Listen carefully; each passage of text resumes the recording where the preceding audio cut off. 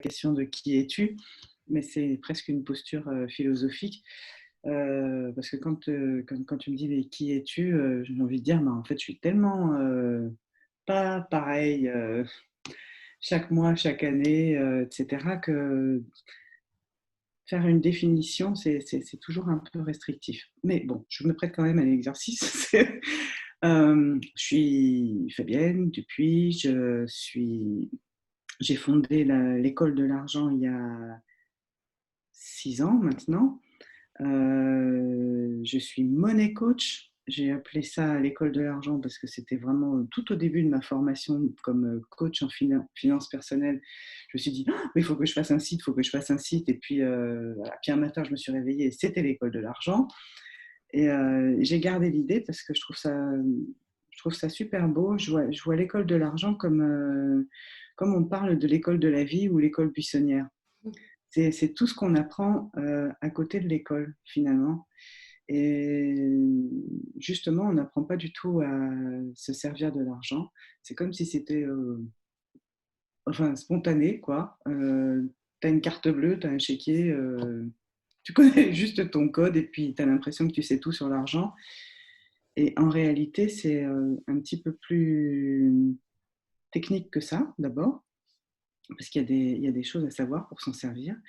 Et puis surtout, il y a, comme tu le disais, énormément de tabous et d'émotionnels, mais c'est comme toutes les choses dont on ne parle pas, finalement, et ben on met dedans finalement tout ce qu'on n'a pas envie de voir. Et donc voilà, j'ai fondé cette école de l'argent qui au départ a été simplement une micro-entreprise, qui maintenant est une entreprise qui est appelée à se développer, parce que j'ai envie d'avoir aussi des coachs partenaires et puis tout un écosystème autour. Avant ça, j'étais essentiellement administratrice de structures culturelles et chargée de projet, chargée de production pour des entreprises culturelles, pour des structures culturelles, et notamment dans le spectacle vivant et la musique contemporaine. Et ça a duré quand même 25 ans quasiment dans ma vie. Donc j'étais du côté des budgets, des contrats, du reporting budgétaire, des demandes de subventions, etc. Et donc j'étais quand même vachement bien tombée dans un milieu où l'argent était encore plus tabou que dans le reste de la société. Le milieu artistique, culturel, c'est vraiment à partir du moment où on est dans du sens, des valeurs, etc. Mais j'y reviens direct parce qu'il n'y a pas que le milieu artistique, mais en tout cas, il y a ce côté, justement, on ne veut pas parler d'argent parce qu'on n'est pas, on n'est pas en train de vendre des tapis, quoi. Et curieusement, j'étais très très douée pour toutes ces questions de chiffres à cet endroit-là. J'étais payée pour ça, mais moi j'étais une calamité au niveau budgétaire pour mes finances personnelles. Et encore, finance, c'est un bien grand mot parce que j'aurais jamais employé ce mot-là à ce moment-là. Mais en tout cas, pour mes sous, j'étais une calamité. Puis s'il fallait aller demander une augmentation, j'avais l'impression qu'il aurait fallu que je rentre sous terre, quoi. Donc voilà, les finances personnelles et les finances professionnelles, c'est pas du tout la même chose. Mais en tout cas, ce que ça m'a appris quand ce job m'a quitté, j'avais fait un burn-out. Ce que ça m'a appris, c'est que finalement, la partie que j'aimais là-dedans, c'était tout l'accompagnement de projet, parce que l'artiste, il vient avec son idée, très, très, très grande ou toute petite encore. Et en fait, on l'accompagne jusqu'au moment où son idée de départ devient un spectacle, une création musicale la plupart du temps, mais j'ai travaillé aussi pour des expositions, pour du théâtre, pour de la danse, etc. Et ce que j'aimais, c'était cette partie-là, d'accompagner le projet pour le rendre réel. Et ça, c'est ce que je retrouve dans mon métier aujourd'hui. Et puis, la deuxième chose que j'ai appris, qui est pendant 25 ans quand même, et qui m'est très utile aujourd'hui, c'est que ça n'est pas l'argent qui pose un problème. Un artiste qui vient avec un truc en disant mais ouais, moi je veux 100 figurants, je veux l'orchestre national de blabla, je veux ta ta ta ta ta ta ta ta, ta, et c'est un truc, ça va dépoter, c'est génial, c'est énorme, etc. Il faut 170 000 euros. Eh ben, c'est possible qu'il y arrive. Un autre qui vient en disant non mais moi je peux vous faire une soirée entière, j'ai pas besoin de grand chose, j'ai ma camionnette, j'arrive avec tous mes trucs, j'installe, ça va être super chouette et tout, je demande que 230 euros. Eh ben, il est possible qu'on aille lui négocier ces 230 euros. Et en fait, il y a vraiment ce truc de la foi, la, la, la, la foi, la confiance, la niaque, l'idée, le projet, la connexion au projet, la vision de ce qui va être quand il sera réalisé, c'est quelque chose d'au moins aussi important que les besoins d'argent. Parce que finalement, on les trouve. La plupart du temps, on les trouve. Du coup, ma question qui était, et tu as commencé à y répondre, comment on passe de... Comment tu arrives à être coach monnaie? Qu'est-ce qui se passe qui fait que toi, tu veux t'intéresser à l'argent, quoi? C'est quoi le déclic chez toi qui a dit, mais là, maintenant, faut que Ah, j'accompagne les gens autour de l'argent, quoi? euh, eh ben, en fait, voilà, j'ai quitté mon job sur un burn-out. Je me suis fait virer. Je ne me suis pas vraiment fait virer, mais en gros, ça ressemblait quand même à ça. Et puis, je me suis rendu compte que c'était quand même... enfin, c'était un burn-out alors qu'on n'en parlait pas vraiment encore à cette époque-là. Donc, une perte totale de repères, d'identité. Je ne savais plus qui j'étais. J'étais administratrice d'un centre national de création musicale. Il n'y en a pas tant que ça. Et puis, je voyais pas, en fait, tout mon univers, c'était dans la musique contemporaine. Et puis, je me disais, mais je peux pas, tu vois, les autres administrateurs, les autres centres nationaux de création musicale que j'ai connaissais, ils n'étaient pas à Marseille, déjà. Et moi, je voulais habiter à Marseille. Euh, je savais pas qui j'allais devenir vraiment. Et puis, c'était comme si le fait d'être. Enfin, je m'identifiais tellement totalement à mon boulot, finalement, que voilà, c'est vraiment ça, pour moi, une des définitions du burn-out. Et donc, j'ai passé un an à errer, vraiment.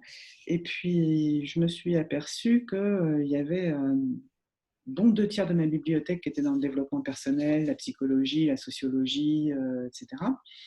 Puis, je me suis engouffrée dans tous ces bouquins. J'ai beaucoup, beaucoup, beaucoup lu. Puis, je suis allée sur Internet, et puis j'ai vu des séminaires, etc. Et puis il y avait aussi une espèce de séminaire de l'APEC qui m'aidait à aller défricher toutes ces choses-là. Qu'est-ce que je vais devenir?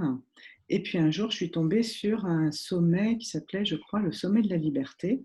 Et dedans, il y avait Nathalie Cariou, qui est la grande apôtre en France de la liberté financière. Et, euh, et je l'écoute. Et puis elle dit un truc qui m'est arrivé, mais ça m'a fracassé, quoi. C'est pas l'argent qui pose un problème, c'est ce qu'on en fait, c'est comment on l'utilise, c'est comment on le regarde. C'est pas l'argent en soi. L'argent, c'est un symbole, c'est un truc qu'on s'échange, c'est une énergie, peu importe comment on le prend, c'est un outil, mais c'est pas lui qui pose des problèmes, c'est ce que nous, on projette dessus. Et donc, ça se travaille. Et ça m'a fracassé. C'était un tremblement de terre, en fait. Du coup, je me suis intéressée à ce qu'elle faisait, j'ai écouté plein de conférences d'elle, j'ai acheté un de ses bouquins, j'ai commencé à me former, moi, qu'est-ce qu'on argent, quoi, comment on l'utilise. Et là, je me suis rendu compte que, en fait, en faisant ces comptes, il y a plein de choses qui bougent. Ce que je n'avais jamais fait, hein. Jamais. Et puis alors, pour moi, c'était juste un non-sens d'économiser de l'argent. Les histoires d'assurance vie, je trouvais ça mais gerbant. Enfin, c'était, tu vois. Puis j'étais militante, communiste, dans le milieu culturel. Enfin, très. Enfin, voilà, l'argent pour moi, c'était mal, quoi. Tu vois, c'était pas bien. Et puis je suis partie une dizaine de jours, un peu comme dans une retraite, un peu plus de 10 jours, dans un petit chalet que j'avais sur la Côte Bleue. Et je m'étais donné comme rituel, enfin pas rituel, mais comme guide, si tu veux, comme protocole de ne m'intéresser qu'à ce qui me fait du bien. Et j'avais emporté tous mes disques durs, mes journaux intimes de quand j'ai été petite, etc. Et là, je tombe sur, à 11 ans, j'avais sur une grande page de mon journal intime, j'avais mis l'argent et le virus de l'humanité. Je me dis, mais pétard, il y a un truc, en fait, ça fait longtemps que c'est un problème pour moi, quoi. Ça fait longtemps que c'est un énorme problème pour moi. Et puis, peu de temps après, peut-être 10 jours, 15 jours après, Nathalie Cariou a proposé sa première formation pour devenir coach en finances personnelles. Et là, je me suis dit, bon ben voilà, en fait, c'est ça ce qu'il me faut. Je viens d'un milieu où il y a énormément besoin de ça. Je connais plein de gens dans ce milieu-là. Que les gens retrouvent un peu leur valeur personnelle. J'ai plein de gens à qui je peux proposer ça. Il se trouve qu'à cette époque-là, Pôle emploi ne prenait pas en charge les formations pour être coach. Et j'ai quand même eu enfin, par une suite de circonstances complètement incroyables, j'ai quand même été prise en charge par Pôle emploi, en partie du moins. Et donc j'ai pu faire cette formation. Les premiers clients que j'ai eus, c'était des gens que je connaissais, qui étaient artistes. Et puis très, très, très rapidement, je me suis aperçue qu'il ne s'agissait pas seulement que de ce que j'avais appris, mais il s'agissait surtout beaucoup de ce que j'avais vécu en tant que coachée par Nathalie Cariou, parce qu'il y avait vraiment la formule d'apprentissage de coaching financier, c'est-à-dire vraiment les outils. Et d'un autre côté, c'est comment tu te libères de ta relation à l'argent. Et je me suis très vite rendu compte que la plupart du temps, en fait, les outils ne suffisent pas pour accompagner les gens qui venaient vers moi. Il y avait aussi toute cette partie, justement, émotionnelle, background, le tabou, l'argent sale, etc., etc. Et c'est là que je me suis mise à peaufiner, en fait, mon accompagnement, que j'ai appelé super vite la monéthérapie, parce qu'il s'agissait beaucoup d'aller chercher ce qu'il y avait à l'intérieur. Et voilà, assez... Enfin, je sais pas, ça a dû mettre une dizaine de clients pour que je passe du coaching financier à la monéthérapie. Puis ensuite, voilà, j'ai continué plutôt avec le monde artistique,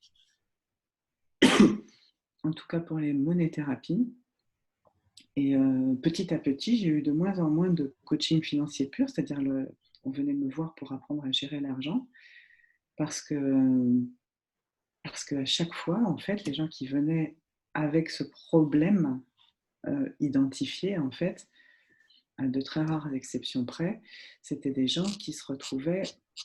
Moi, j'aime bien cette image de. Tu peux donner le même mode d'emploi, la même perceuse, la même étagère à deux personnes différentes, le même mur à deux personnes différentes. Et finalement, il y en a une à qui on a toujours dit, mais c'est pas vrai, t'as deux mains gauches, t'es une calamité. Et puis l'autre à qui on a toujours dit, mais qu'est-ce que t'es à droite, c'est incroyable, mais tu as des mains en or. Ben, le résultat ne va pas être le même. Parce que ce n'est pas une question d'outils, c'est aussi une question de mindset, d'état d'esprit, de confiance en soi, etc. Donc voilà, je suis passée à vraiment la relation à l'argent. Et donc ça, petit à petit, parce que maintenant, ça fait plusieurs centaines de clients, ben, c'est devenu une expertise. J'ai continué à me former, à me coacher, à me faire superviser. Parce qu'évidemment, il y a des choses à... Les clients apportent toujours des choses différentes. Et voilà, moi, j'ai besoin aussi d'aller regarder comment continuer à creuser et à fouiller tout ça.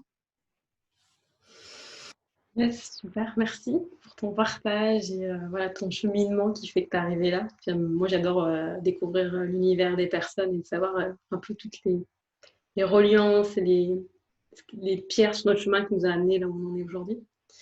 Du coup, est-ce que tu peux nous parler un peu, parce que du coup, là, on est dans la relation à l'argent et tu nous as dit que voilà, l'argent, on sait que c'est un sujet un peu tabou. et qu'il y a plein de choses qui se cachent derrière. Est-ce qu'on peut parler un peu du système monétaire actuel, je ne sais pas si c'est en résumé, ou en tout cas en dire quelques mots, qui fait qu'aujourd'hui on se retrouve dans quelque chose où beaucoup de gens sont soit contre l'argent, soit absolument, ils sont une avidité. Soit je veux beaucoup, beaucoup d'argent, soit l'argent c'est horrible, j'en veux pas, ou c'est quoi, l'argent ça rend con. Ouais. Ben ça, c'est vraiment un axe qui est très profond, que j'ai quand même compris plus tardivement. C'est effectivement, quand on pense je suis nulle avec l'argent, ou oui mais c'est normal, j'ai une famille qui blablabla, oui mais c'est normal, j'ai vécu dans un milieu qui blablabla, etc. On a vite la tentation de penser qu'on a chacun une relation à l'argent qui est extrêmement différente, et que c'est marqué par des blessures émotionnelles profondes, personnelles, individuelles. Et ça fait pas si longtemps que ça fait peut-être 2 ans, 3 ans que je me suis petit à petit rendu compte que c'est beaucoup plus des blessures collectives, un problème collectif. Enfin, beaucoup plus. Après, il y a des choses qui se cristallisent différemment chez les gens, mais en tout cas, il y a un background collectif qui est énorme, mais qui est énorme, qui est insoupçonnable, qui est réactivé à chaque fois qu'on rentre en interaction avec quelqu'un. Et ce background collectif, il est plus ancien que notre civilisation judéo-chrétienne. Notre système monétaire, il a 3000 ans. Ça fait 30 000 ans que les hommes s'échangent, que les êtres humains s'échangent des valeurs, des richesses entre eux, avec des équivalents de systèmes monétaires, avec des monnaies en tout cas. Et au départ, les monnaies, c'est un symbole sur lequel on s'entend pour dire bon, ben ça vaut 100 artefacts, en fait, peu importe l'artefact, hein, ça peut être des coquillages, comme ça existe encore aujourd'hui. Ça peut être des billets, comme ça existe chez nous. C'est ni plus ni moins que des artefacts. Un billet, si on prend le truc physique, matériel, il ne vaut pas 100 euros. Donc c'est un symbole sur lequel on s'entend pour dire ok, ça vaut 100 euros. Mais donc ça fait 30 000 ans que les hommes s'échangent des richesses, des biens, avec des monnaies. Notre système monétaire, il a une particularité absolument unique par rapport à tous les autres systèmes monétaires. Et pour ça, il faut dire d'abord quelles sont les choses qui sont identiques dans tous les systèmes monétaires. C'est la facilitation de la circulation des richesses. C'est-à-dire que ça permet de s'échanger les choses. C'est toujours plus facile finalement quand même de s'échanger enfin, je ne sais pas, si je t'achète une baguette de pain ou une heure de coaching, c'est compliqué pour toi d'accepter 3 poulets ou une cuisse de poulet ou une demi-maison. On ne peut pas tout s'échanger de cette façon-là. Donc, en fait, cette facilitation de la circulation des richesses, c'est le premier objectif d'une monnaie. Son deuxième objectif, c'est l'étalonnement des prix. C'est-à-dire, la baguette de pain, elle vaut le même prix pour tout le monde, à peu près, on va dire. Et donc, en gros, ben voilà, on sait qu'une voiture, ça coûte tant, un cahier, ça coûte tant, une baguette de pain, ça coûte tant. Ça, c'est les deux fonctions de tous les systèmes monétaires. Et le nôtre, que nous avons choisi ensuite, petit à petit, et qui est devenu hégémonique, il a une fonction supplémentaire, c'est une réserve de valeur. Cette fonction supplémentaire, elle est liée à la manière de créer de l'argent. On crée de l'argent avec une dette dans notre système monétaire. C'est-à-dire, pour le simplifier, même si c'est extrêmement vrai, tu as besoin d'acheter une tondeuse, tu vas voir ton banquier, tu lui dis, voilà, j'ai besoin de, je ne sais pas combien ça coûte une tondeuse, j'ai besoin de 1 000 euros, on va dire. Ah ouais, d'accord. Il va te regarder, il va te jauger, il va regarder ses petits indicateurs, il va regarder combien tu gagnes, comment tu gagnes, etc. Et il va dire, ok, je vais faire confiance à Mathilde pour créer 1 000 euros de richesse. Donc en fait, il va se fier à ta valeur. Et il va simplement créer une ligne de crédit. Il va créer 1 000 € et il va s'entendre avec toi sur comment tu rembourses. On va dire que tu rembourses 100 € par mois. Donc, à chaque fois que tu vas lui reverser 100 €, il va décréer 100 €. Et on est d'accord, toi, tu vas prendre les 1 000 €, tu vas aller là où on achète les tondeuses à gazon, tu vas donner les 1 000 €, le type, il va les avoir dans sa caisse. Et ça, c'est l'argent qui va être en circulation. Les 1 000 € que tu as créés, qui sont de l'argent de dette, qui sont de la dette. En fait, 99% de l'argent qui est en circulation dans le monde, c'est de la dette. Mais ce qui est rigolo, c'est que quand on ajoute à ça le fait que, évidemment, le banquier ne va pas te prêter l'argent gratuitement, puisque c'est un service, c'est un prestataire de service, il va te demander des intérêts. Mais les intérêts, ils sont créés nulle part. Tu ne peux pas, a priori, même si ce n'est pas tout à fait vrai, tu ne peux pas aller demander un crédit pour payer des intérêts. Donc en fait, les intérêts, tu vas te servir dans la masse monétaire qui est en circulation. Donc en fait, sur cette masse monétaire qui est en circulation, il y a toujours besoin de ponctionner pour aller rembourser des intérêts. Mais personne ne crée l'argent des intérêts. Donc ce système monétaire induit mécaniquement de la compétition, de l'individualisme et deux grandes émotions, l'avidité et la peur de manquer.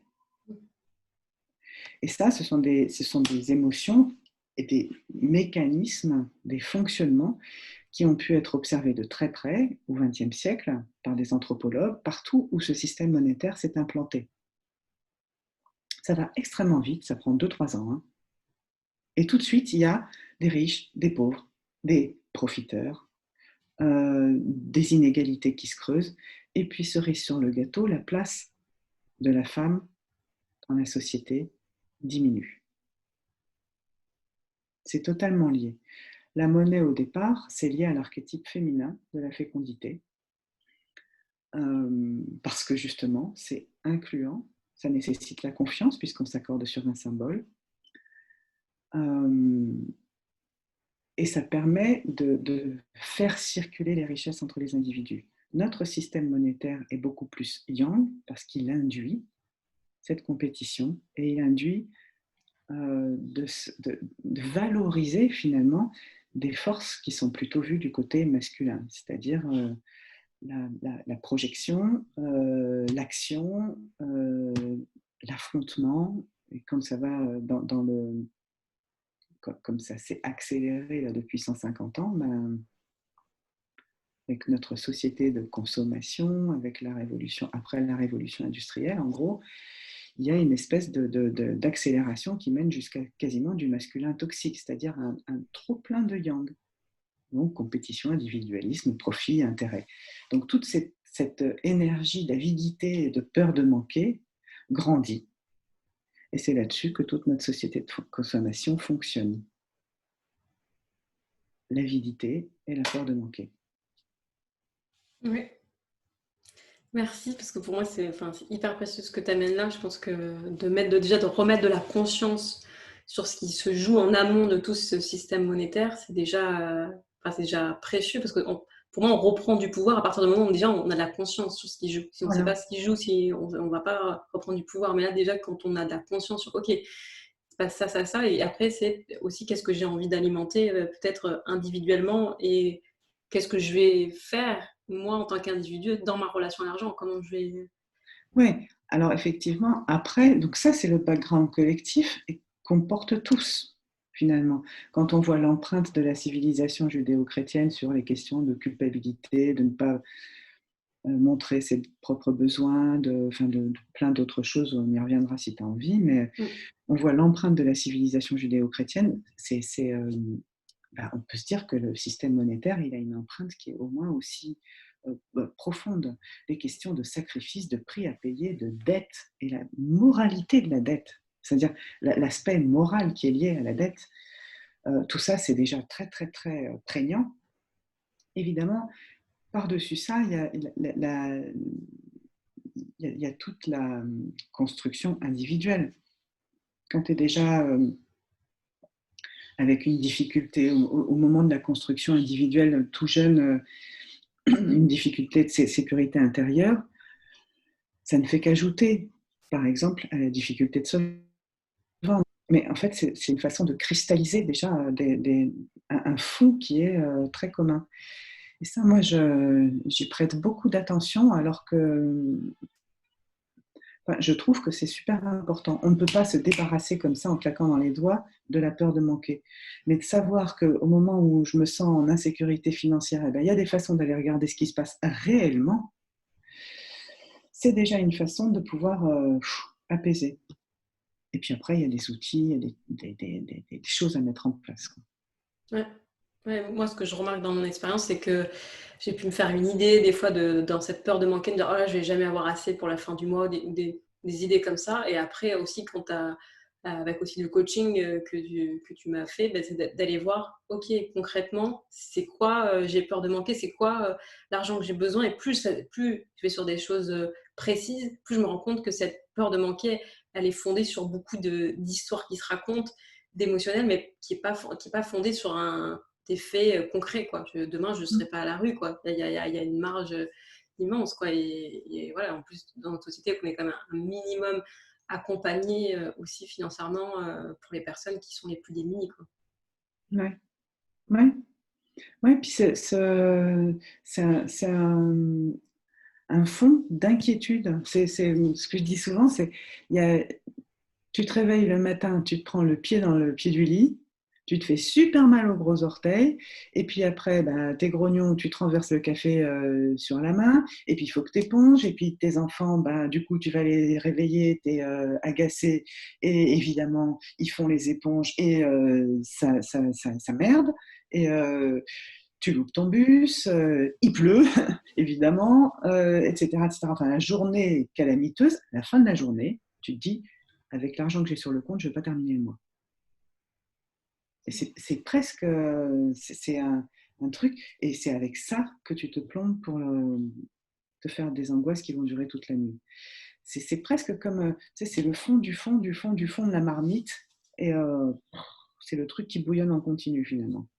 Ouais, c'est des cercles vicieux, quoi, un truc Mm. qui enchaîne un autre truc. Et ce que je voyais là, j'avais suivi aussi avant, je connaissais Christian Junot, qui est Ouais. aussi qui accompagne aussi la relation à l'argent et qui est un ancien banquier suisse. Et il disait qu'il a accompagné des millions enfin pas des millions, mais il a accompagné beaucoup de personnes en tant que banquier suisse qui étaient très riches. Et ces gens-là avaient toujours peur de manquer. En fait, ils étaient toujours, même s'ils avaient 1 million sur leur compte en banque, ils avaient peur. En fait, la sécurité, elle était toujours là. Alors que, bon, avoir 1 million en fonction du degré où tu te situes, tu peux te dire, bah, ça va, il a de la marge quand même, 1 million. Bien sûr, mais c'est parce que la sécurité, elle est à l'intérieur. C'est à l'intérieur qu'on trouve la sécurité. Il n'y a rien d'extérieur qui peut t'apporter de la sécurité, tout compte fait. Mm. Et ça, c'est de la construction personnelle, mais c'est aussi ces questions de peur de manquer, hein.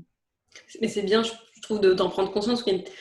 J'ai rencontré beaucoup de personnes qui disent ouais, quand je serai riche ou quand j'aurai l'argent, on a l'impression que ça va tout résoudre. On a l'impression que l'argent, ça va résoudre tous les problèmes, quoi. C'est quand j'aurai 1 million sur mon compte en banque, ça sera tellement mieux. La vie, elle sera tellement mieux. Je pourrais tellement faire plus que je veux. Et il y a un endroit où c'est oui et c'est non. Bien sûr que l'argent, c'est un outil qui sert à réaliser des choses. Et en même temps, ça ne va pas apporter cette sécurité intérieure où ça ne va pas débloquer tout l'émotionnel. C'est pas parce qu'on aura 1 million qu'on va être tout le temps joyeux ou que tout va bien se passer dans sa vie, quoi. Non, et puis il y a plein d'études qui prouvent hein, le contraire. Les grands gagnants du loto ne restent pas tous riches.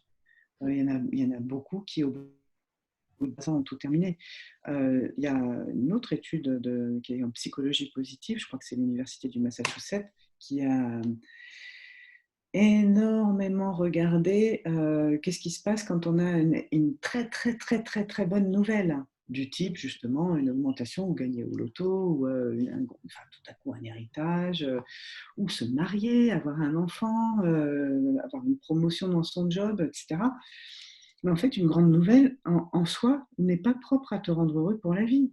Alors donc tu te dis, bah, une fois que j'aurai mon diplôme, que je serai mariée, que j'aurai cette belle voiture, que j'aurai une maison, que ceci, que cela, en fait tu recules toujours. Mais la bonne nouvelle en question, c'est 2 ans que ça dure. Le, le bénéfice de plaisir, c'est maximum 2 ans. Parce que c'est quelque chose d'extérieur. La joie, la sécurité, la paix, la confiance, etc., c'est des choses qui se musclent à l'intérieur.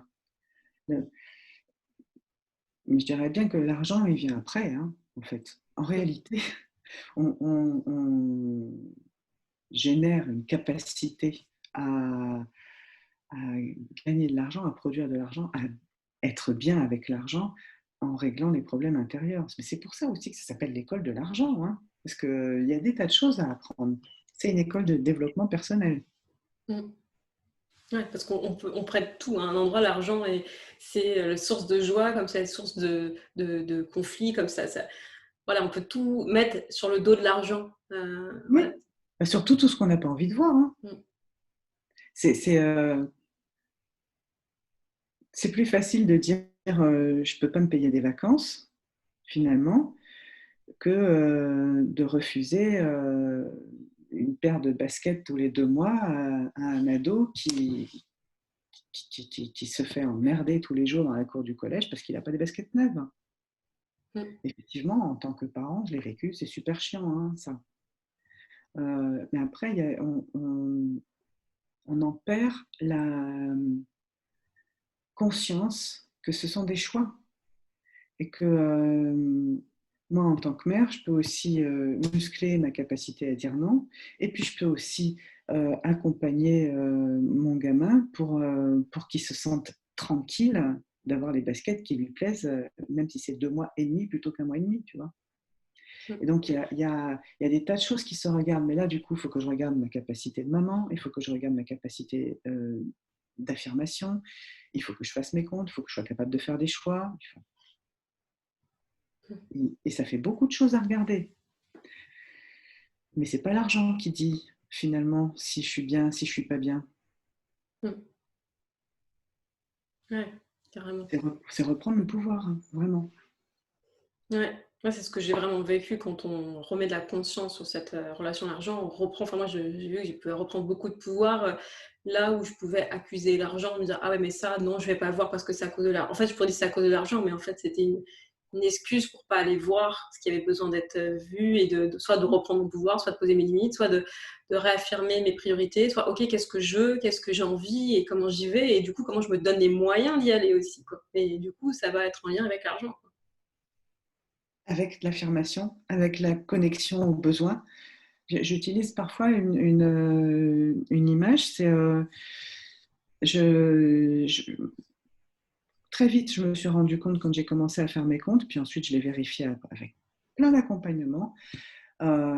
Si je m'engueulais, par exemple, avec la prof de mon fils, parce que ça c'était quelque chose qui arrivait assez souvent, ou avec mon boss, ou avec, enfin, voilà, bref, une colère, je dis rien, j'encaisse.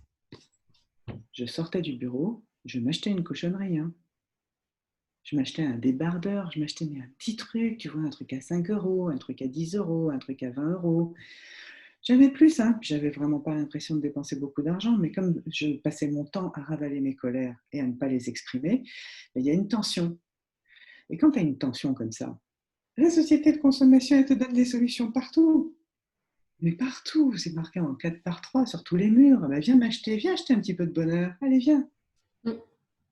Là, hop, tu as une tension, là, tu as un petit plaisir qui t'appelle, ça fait un petit shoot de, je sais plus quelle, de sérotonine.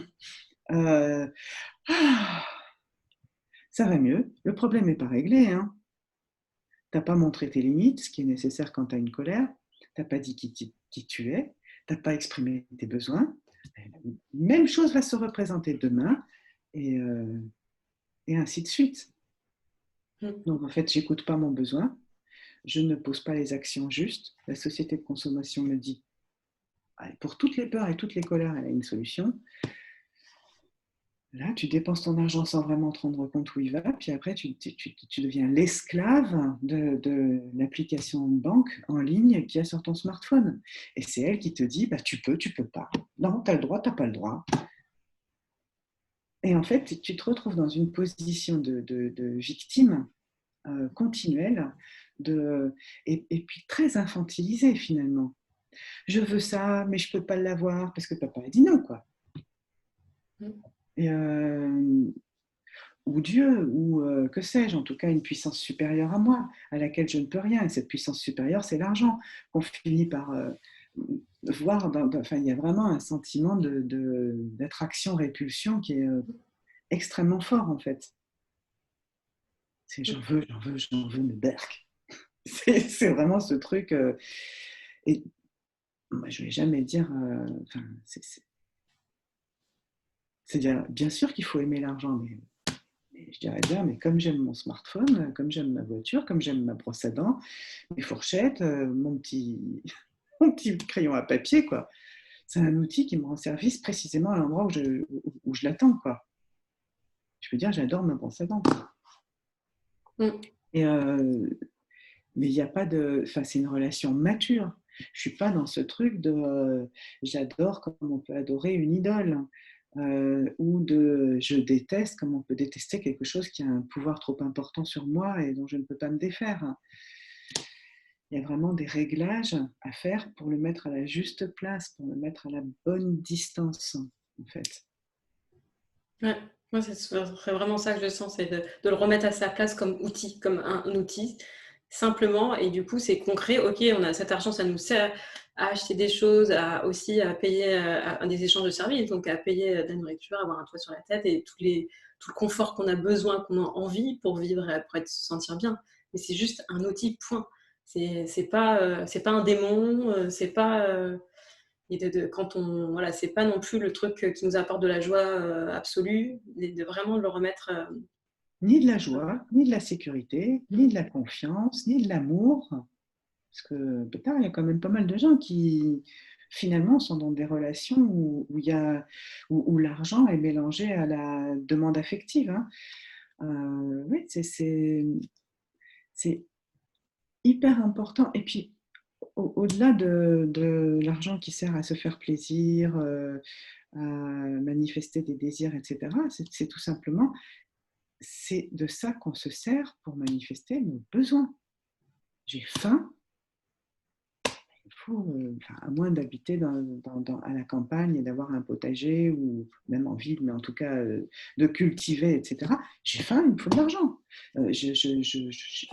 J'ai besoin d'être abrité, de dormir dans un endroit safe, c'est de la sécurité, il me faut de l'argent. C'est-à-dire, enfin, avant même les questions de désir et de projet, etc., c'est de l'argent qu'il te faut pour ta survie déjà. Et c'est là qu'on commence à confondre finalement des tas de choses. D'abord, l'argent, il est là, il en a besoin parce que c'est de ça qu'on se sert pour euh, bouffer, s'habiller, se loger, pour les besoins vitaux. Et au-delà de ça, comme on n'a pas tellement appris à se connecter à nos besoins vitaux, on peut parler de survie, et là c'est vraiment, l'argent est nécessaire.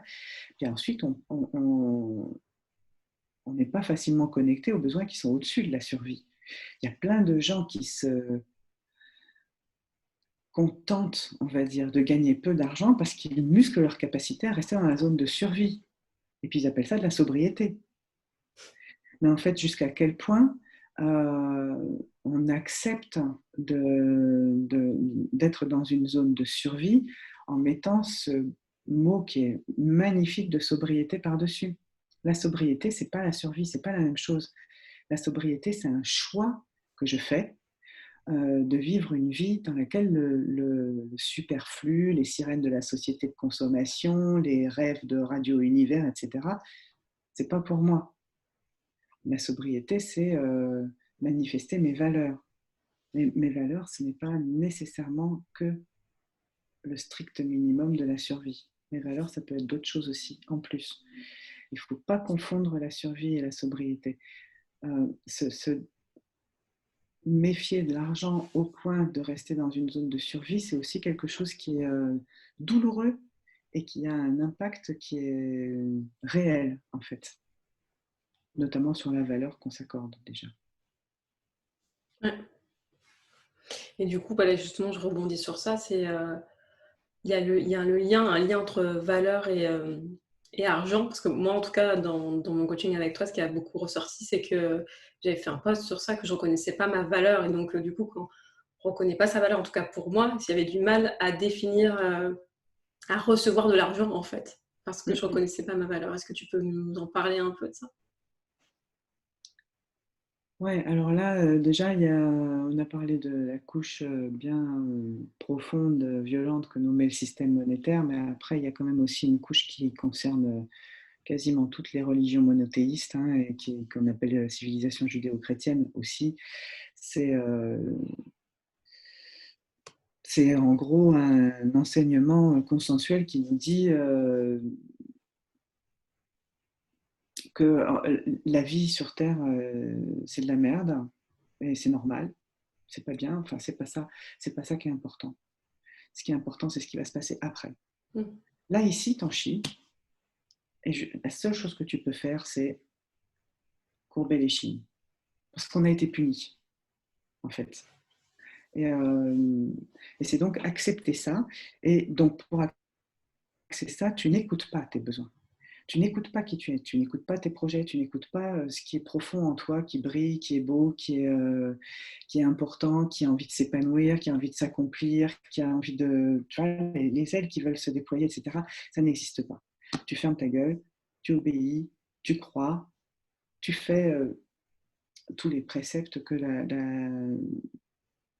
religion t'enseigne, et là, tu gagnes la vraie vie, en fait. Euh, Même si on n'est pas croyant, même si on n'est pas pratiquant.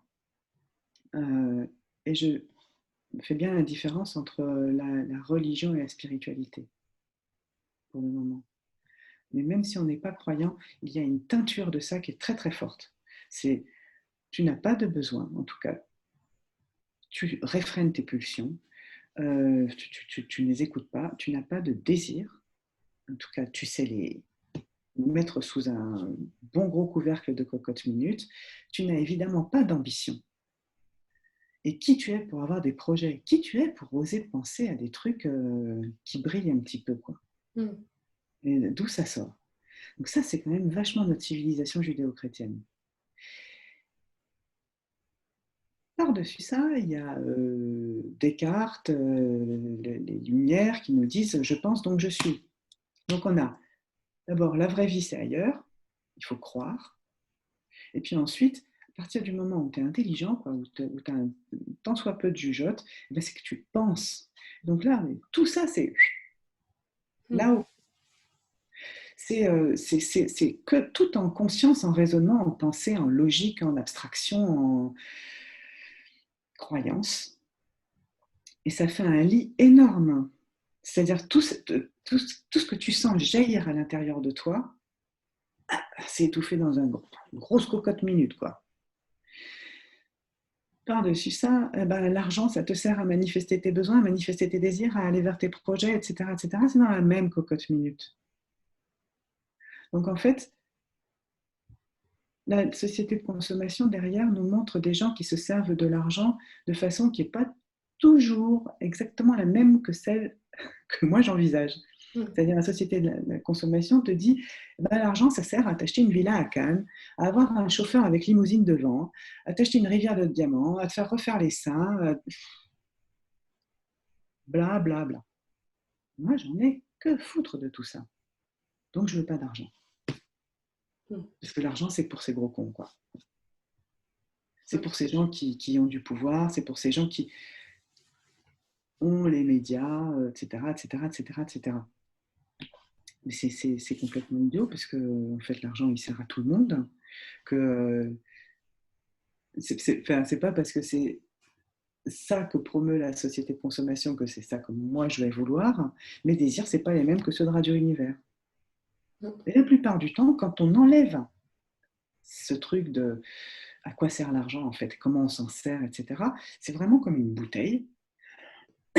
On enlève le bouchon, ce qu'on fait dans la monéthérapie, ce que je fais dans mes coachings, en individuel ou en groupe. On enlève ça. Et à l'intérieur de la bouteille, il y a les vrais désirs. Du coup, quand on se connecte à ces vrais désirs et qu'on peut les manifester, là, on se rend compte qu'il y a de la valeur, qu'il y a de la patate, qu'il y a du jus, qu'il y a du jaillissement, qu'il y a de la source, qu'il y a du bonheur, qu'il y a de l'accomplissement, qu'il y a du plaisir à le faire, qu'il y a tout ça. Là, on se rapproche de la valeur. À ce moment-là, tant qu'on est dans du sacrifice, du prix à payer, combien il y a de personnes, même si c'est au départ beaucoup plus masculin, mais combien il y a de personnes qui vont préférer dire à leurs enfants, à leur entourage, etc. Mais j'en chie, c'est horrible ce boulot, machin, c'est 60 heures par semaine, etc. Même si elles kiffent leur job, parce que c'est quand même vachement mieux de dire que t'en chies. Mais ces personnes-là, si elles s'autorisent à kiffer ce job, ça ne va pas se passer de la même façon. Puis peut-être qu'elles vont gagner davantage d'argent, puis peut-être qu'elles vont être plus heureuses, et puis peut-être que. Et ça fait partie des gens que j'accompagne. Ils ne vont pas ni diminuer leur salaire, ni diminuer leur temps de travail. Quoique, peut-être parfois. Ça dépend de ce qu'elles veulent. Mais en tout cas, elles vont kiffer leur vie. Et elles vont arrêter de faire chier tout leur entourage en disant « je me sacrifie ». Parce qu'il y a ça. Toute cette question de valeur, elle est liée au prix à payer, elle est liée à ces choses qu'on ne laisse pas jaillir, voilà, encore une fois, à des trucs qui sont extrêmement collectifs, hein, sur lesquels viennent se greffer les trucs individuels. Ouais, c'est hyper intéressant ce que tu partages. Je vois vraiment qu'on a été beaucoup plus habitué à muscler la souffrance, donc à s'habituer à souffrir, à s'habituer à ce que la vie, ça soit dur, que c'est pas toujours facile, et que plutôt que s'habituer, ah putain, c'est trop bien, j'adore, à kiffer, à aller vers ses propres rêves, à aller vers sa propre vie. On est tellement pas habitué à ça. Et même quand on regarde les infos, c'est la preuve, c'est tout ce qu'on regarde, ils partagent très peu de projets qui réussissent, de joie des gens, de célébration. C'est plutôt tout ce qui va pas dans le monde, quoi. Et pourquoi on décide de regarder, de mettre son attention plutôt vers ça, et pourquoi pas 50-50 ou là, mais il y a vraiment tu sais ce qu'on dit là-dessus, Mathilde, c'est qu'il faut 7 fois plus de bonnes nouvelles pour avoir le même impact dans notre cerveau que de mauvaises nouvelles. Bon, bah alors 70. Ou alors une nouvelle 7 fois plus grosse en termes d'intensité. Ça, c'est le cerveau reptilien, ça c'est le cerveau animal hein, qui dit, il est là derrière. En gros, toute la réalité est observée d'abord avec un filtre. Qu'est-ce qui me met en danger? Et donc tout ce qui peut faire peur, c'est ce qu'on va voir en premier. Alors, tu veux vendre du temps de cerveau disponible, il faut dire warning, warning, warning, warning, warning, warning. Parce que là, le cerveau, il est comme ça. Moi, c'est mon premier truc. Il ne faut pas regarder la télé, quoi. Pour commencer. Ouais, non, c'est clair. Regarder les infos, c'est tomber dans du stress. Ouais, il faut choisir les moments où on veut s'informer, puis les canaux qui nous intéressent aussi. Mais, pas faire ça en se levant le matin, quoi, parce que du coup... Voilà, c'est sûr que tu te cognes dans ton lit, tu renverses ton café, tu cries après tes enfants, et là c'est fini, quoi, ta journée, tu te couches le soir, tu te dis ça y est, quoi, l'univers était après toi. Mais ouais, t'es en réactif. Quand il y a une peur, qu'est-ce que c'est la réaction d'un être humain, enfin d'un animal d'ailleurs, hein, d'un mammifère devant la peur? Soit tu attaques, soit tu fuis, soit tu t'inhibes. Et, quand tu es devant les infos, qu'est-ce que tu fais? Tu attaques ou tu fuis? Non, non, non, tu restes là, et puis tu te prends toute ton impuissance, toute ta frustration dans la gueule, quoi. Puis après, tu cries sur la première personne qui passe. Ou tu t'achètes un débardeur. Ou un pain au chocolat. Ouais. Ou de la nourriture pour calmer, tout l'émotionnel, pour gérer l'émotionnel.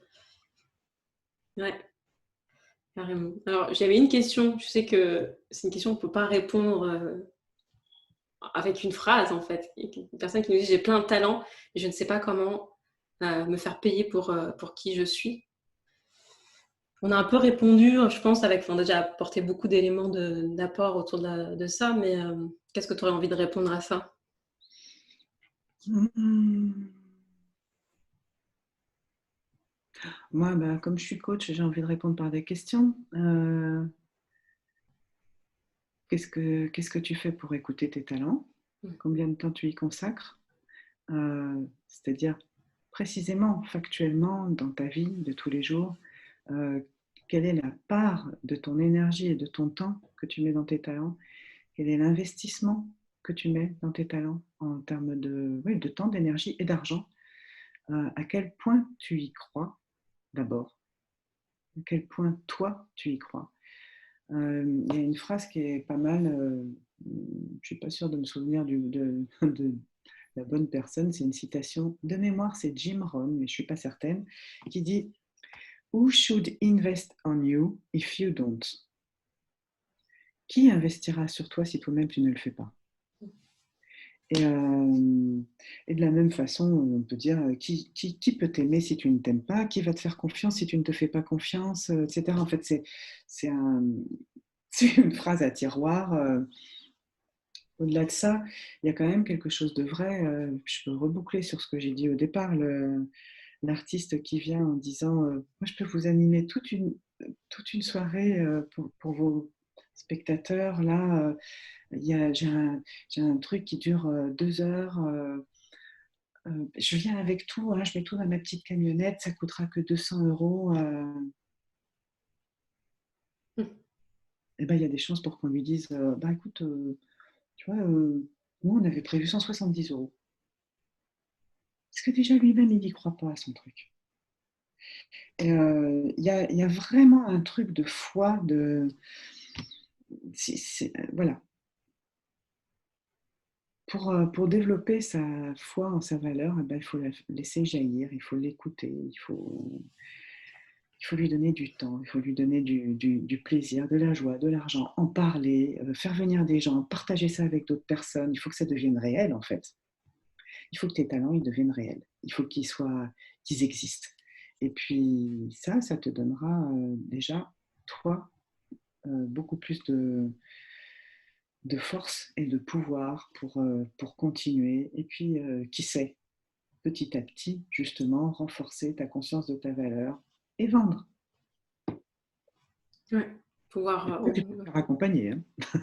Oui, bah, en tout cas, moi, je sais que ça a été important. Après, je sais que moi, c'est dans ma nature depuis longtemps, pour moi, pour avancer aussi, de me faire accompagner. Pour moi, ça a du sens parce qu'il y a plein d'espaces où j'ai des angles morts et que je ne vois pas forcément. Du coup, pour moi, ça a tellement de sens de me faire accompagner, d'avoir un miroir. Puis il y a des moments donnés, la réalité, c'est que je n'ai pas les moyens, je veux dire, je n'ai pas les outils concrets pour avancer, ou des fois, je ne vois pas les choses et des fois, j'ai besoin de soutien. Et donc, il y a plein d'espaces où, pour moi, se faire accompagner, c'est essentiel. Donc, J'avais trouvé une phrase que j'ai vue plus loin dans d'autres circonstances. C'est la noix ne voit pas sa propre coquille. Et de la même façon, le poisson, il ne peut pas dire grand-chose sur l'eau dans laquelle il est. Et, et ben, c'est vachement vrai. On- Moi, ça m'arrive encore de faire des découvertes en coaching, enfin, quand c'est moi coach, ou quand je me fais coacher ou superviser, de faire des découvertes sur des choses que je n'avais pas vues au sujet de l'argent. Et pourtant, il y a pas mal de choses que je vois, que je peux discerner. Mais si moi, je ne le vois pas à l'intérieur de moi, je ne peux pas le voir chez mes clients. Donc, en fait, j'ai toujours besoin de cet accompagnement. De la même façon, pour quelqu'un qui veut avancer, en fait, le coaching, c'est vraiment l'accompagnement, peu importe quel mot on met derrière. L'angle mort, pour moi, c'est typiquement l'endroit où tu ne vois pas que tu es en train de faire des tours de parking. Littéralement, tu ne le vois pas. Mais je peux donner des exemples qui sont confondants. Il y a une femme qui est venue me voir, c'était il y a pas mal de temps, il y a 3 ans, 4 ans, qui était venue me voir et qui me disait, je suis incapable de mettre de l'argent de côté. Chaque fois que tous les mois, je mets de l'argent sur mon compte épargne et tous les mois, j'en reprends. Bon, d'accord, on va voir. Donc, on fait une séance, 2 séances, 3 séances. Elle ne voulait pas faire ses comptes. Vraiment, il y avait tout un travail pour arriver à faire ses comptes. Le jour où elle vient avec ses comptes et qu'elle me montre, tu vois, regarde. Je vois qu'en fait, elle gagnait beaucoup d'argent. Elle gagnait 5 000 euros par mois minimum. Et elle mettait 2 000 euros par mois tous les mois sur son compte en banque, enfin sur un compte épargne. Et tous les mois, elle reprenait entre 200 et 800 euros. Mais du coup, ça faisait plus de 15 ans qu'elle était persuadée qu'elle était mauvaise et qu'elle était incapable de mettre de l'argent de côté. Mais le solde positif du compte, qui évidemment, il y avait plus de 1000 euros tous les mois en plus sur son compte épargne, elle ne le voyait pas. La seule chose qu'elle voyait, c'est qu'elle devait retirer de l'argent sur son compte épargne tous les mois. Elle ne voyait que ça. Et moi, il a fallu que mais j'en ai eu pour une demi-heure à lui montrer avec les chiffres qu'elle était extrêmement capable de mettre de l'argent de côté, simplement elle en mettait un petit peu trop par rapport à son train de vie. Et qu'il n'y avait qu'à reprendre ses relevés de compte d'épargne pour voir que... Mais elle ne le voyait pas. Elle ne voyait pas ça depuis 12 ans. C'est un peu ce qu'on disait, on voit beaucoup plus, que ce soit à l'extérieur, parce qu'on est beaucoup plus habitué à voir ce qui ne va pas de ce qui va. Et chez soi, c'est pareil. J'ai l'impression qu'on est beaucoup plus habitué à voir ce qui ne va pas chez soi que ce qui va. On n'est pas habitué à célébrer, on est plus habitué à se plaindre qu'à célébrer ce qui va, en fait. Totalement. Attends, tu connais beaucoup de gens, Mathilde, qui, quand tu leur dis comment ça va, qui te disent ah ouais, carrément, ça va super bien. Ouais, grave. Ou qui te disent, oh, j'ai envie de célébrer un truc, d'ailleurs, je vais en partager avec toi parce qu'il se passait un truc super bien dans ma vie hier et je vais te le partager parce que je suis trop contente et j'ai envie de partager ma joie avec toi. Je n'en connais pas beaucoup. Non, il y a beaucoup de gens qui vont, même s'ils vont bien, être un petit peu en réserve parce que c'est indécent Ouais. de partager quelque chose qui va bien, parce qu'il y a tellement de douleurs et de difficultés et de souffrances d'une manière générale que tu n'oses pas dire que ça va bien, même si c'est le cas. Là, on est vraiment là, on est dans l'héritage de notre civilisation. Ouais. Alors, ce que je voulais dire, est-ce que tu as envie de parler de tes accompagnements ou d'un accompagnement, de ce que tu fais alors déjà, tu nous as un peu parlé tout au long Ouais, que tu accompagnes les gens, mais est-ce que tu as envie de nous ouais, partager on en a parlé déjà. Je fais surtout, en fait, moi, ma grande envie, c'est de réussir à déboucher ces bouteilles-là, parce que je vois la notion d'argent qui est comme une espèce de gros nuage au-dessus de nous, en fait. Il faut s'imaginer un ciel plombé, quoi, en continu. Et nous, on est en dessous de ce ciel plombé. Tout ce qu'on voit, c'est de la grisaille. Et on se dit, ben voilà, les nuages, ils sont là, ils sont quelque part, ils sont suspendus là au-dessus de nous, impossible de les attraper, etc. Et c'est ce qui nous empêche de voir qu'au-dessus de ça, il y a le ciel bleu, il y a tous nos rêves, il y a le soleil, il y a de la chaleur, il y a une vue dégagée, etc. etc. Et pour moi, enlever enfin, proposer une échelle, c'est ce que je fais, c'est que je propose des échelles pour passer à travers le nuage. Et quand je disais tout à l'heure, déboucher la bouteille, c'est vraiment ça. Une fois que c'est passé, cette espèce d'hallucination collective et individuelle sur l'argent, une fois que c'est passé, eh ben, je peux rêver plus fort, je peux rêver plus loin, je peux avoir des projets, je peux faire des trucs, je reprends de la souveraineté sur ma vie, de l'affirmation, de la légitimité, la conscience de ma valeur, en fait tellement de choses dont on a parlé là depuis tout à l'heure. Et c'est là que, que tout le jus en fait peut commencer voilà, qu'on peut sentir l'arôme du vin qui se dégage, etc.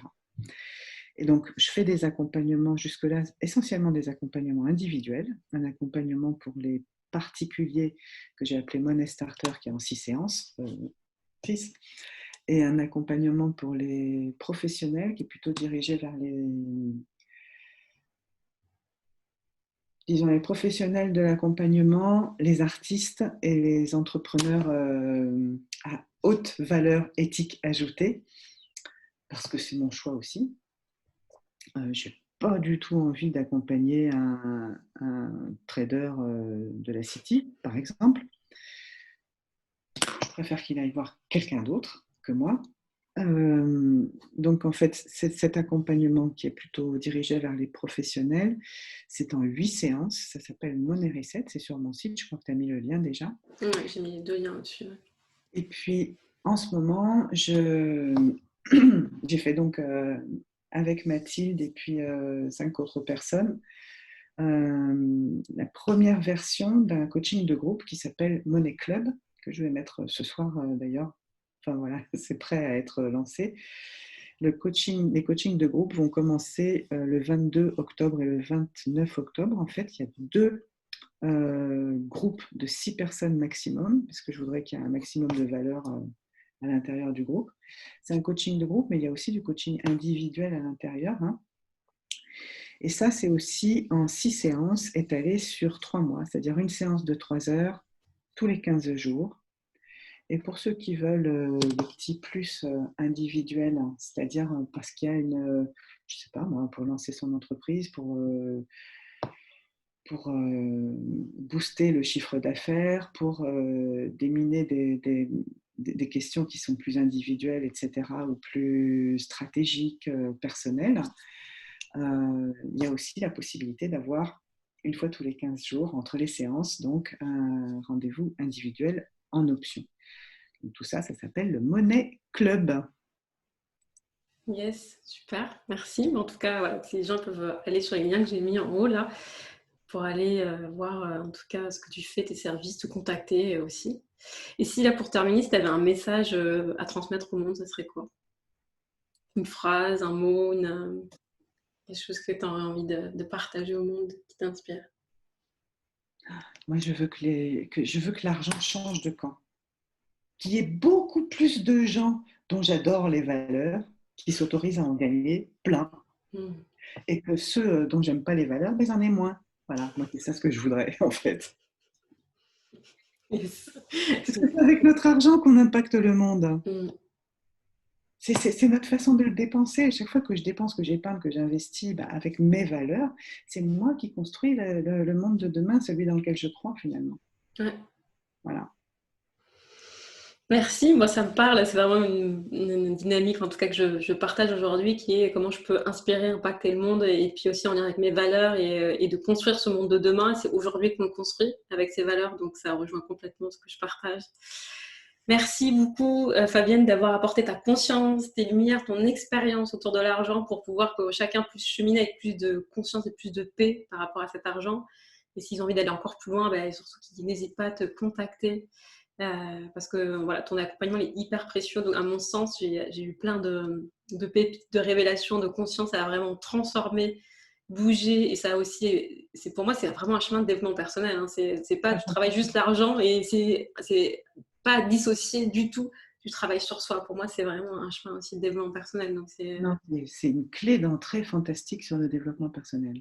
ouais, ouais, totalement. Je Eh rejoins. ben, merci beaucoup à toi, Mathilde. Et merci pour tes super questions et l'espace que tu laisses pour pouvoir en parler. Mm. Merci. Moi, je nous dis au revoir à tous les auditeurs et puis à bientôt. Et Au puis, revoir. hop, bonne soirée. Voilà.